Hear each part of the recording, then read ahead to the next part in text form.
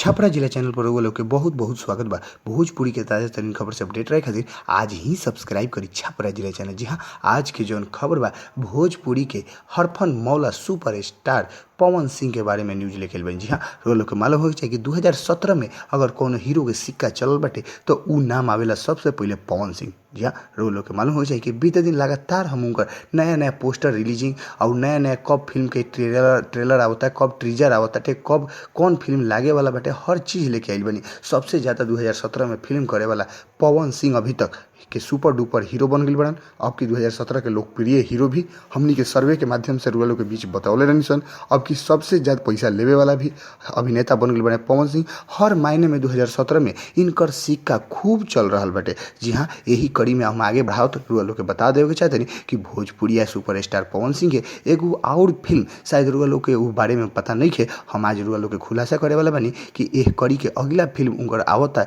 जो ना फिल्म के नाम हटे तबादला। जी हाँ, तबादला शब्द से ही रउआ लोग के दिमाग में ये जरूर प्रश्न बनत हुई कि आखिर कैसन तबादला, केकर तबादला। अब तो फिल्म देखला के बाद पता चली कि आखिर में फिल्म में तबादला केकर होता, कैसे होता।